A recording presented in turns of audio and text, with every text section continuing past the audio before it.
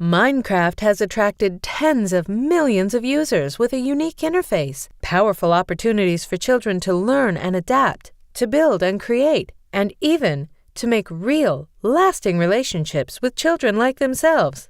But in the dark corners of the Minecraft world, there are bullies, adults, and even criminals who will harass, intimidate, and harm if given the chance.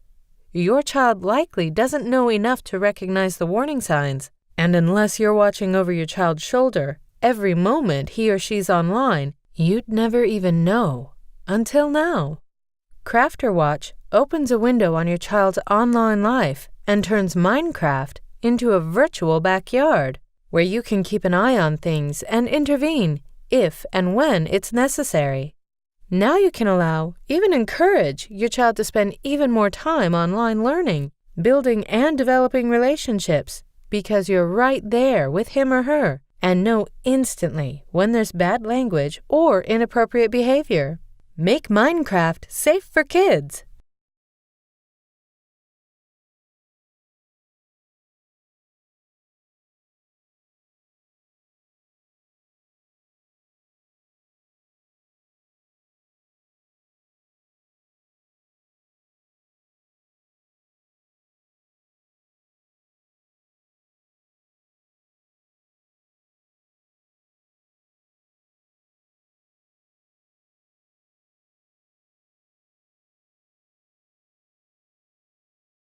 Well, in the early days of our family with Minecraft, there was a lot of anxiety, a lot of questioning, and we didn't have a lot of tools. Really, I mean, our only tool around that game was to take it away.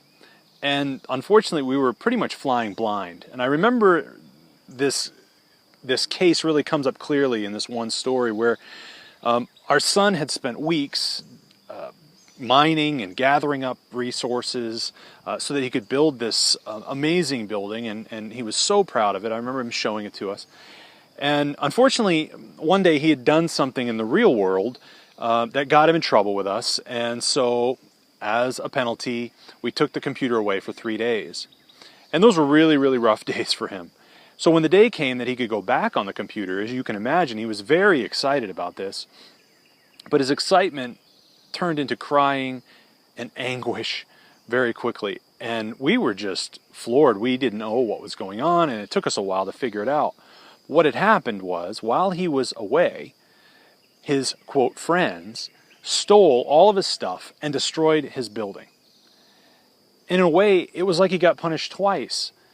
Once by us taking the computer away for 3 days, and then by his friends going in and destroying everything while he was away. It was horrible.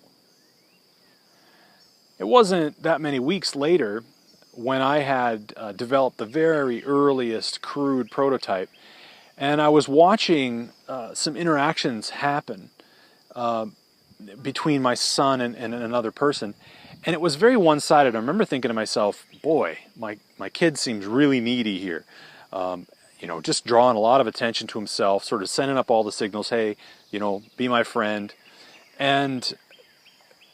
And then I saw this shift happen in the conversation where a person who up to this point had been kind of given one-word answers, just kind of putting up with him, it seemed like he'd gotten the idea that, hey, there's an opportunity here, and he shifted and started asking for things. And some of them were big things, like, hey, can you give me access to your land? Which was giving me flashbacks to a time when his friends had destroyed all of his stuff and stolen everything.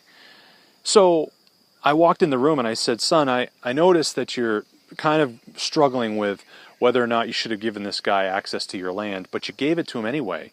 Why did you do that? Well, I want him to be my friend. Okay, well, I get that.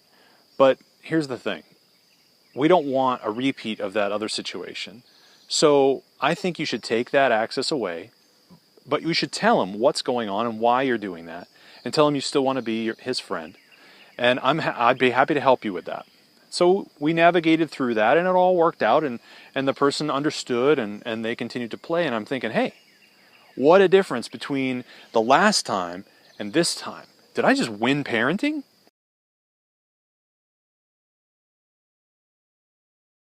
Before CrafterWatch, Minecraft was mysterious. It was a black box from a parenting perspective. It was essentially a parent-free zone. We never really understood what was going on inside the game. We didn't realize it was actually virtual reality. We didn't know who they were interacting with. We didn't know where they were going, what they were doing, what the point of the whole thing was. But we did know that from time to time we would have angry kids or sad kids or grumpy kids as a result of the game, and our only recourse was to just take the game away. And it just seemed like such a inadequate way of parenting around this game.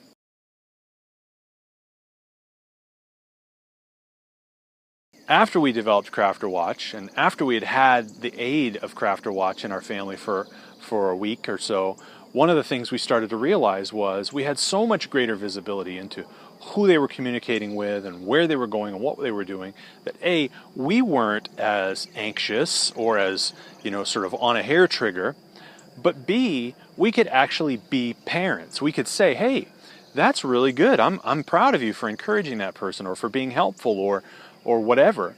Or we could, insert ourselves when it was time. Hey, if you want to make friends, that's not the way to do it, or that's going to drive people away. Are you sure you want to be like that? Why are you being so grumpy or whatever? But it gave us a visibility that we could coach them and help them. And that's especially helpful for us with one of our sons who has some special needs.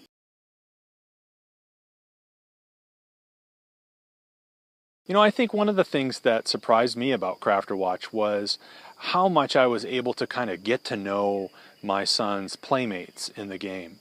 In the real world, of course, you have friends over and the parents kind of get a chance to meet them, and you sort of figure out who are the people you want your kids to spend more time with and who are the people you want to kind of limit the amount of time they spend with. And we never really had that ability before CrafterWatch. We couldn't do that in Minecraft before. But with CrafterWatch, we started to get to know people and know who were the ones that we wanted to limit time with and who were the ones we wanted to encourage time with. That was really, I just didn't anticipate that. In fact, it was really driven home one time when I realized that one of those ones that we liked to encourage them to hang out with hadn't shown up. They weren't on the map for weeks, and I kind of missed them a little bit. And I thought, oh man, I've really come to know some of these folks.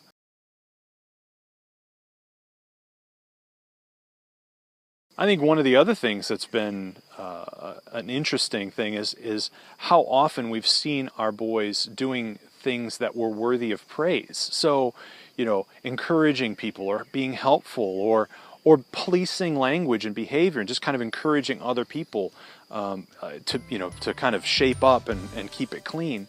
And I love it when I see my boys being those people who cultivate good culture in a game.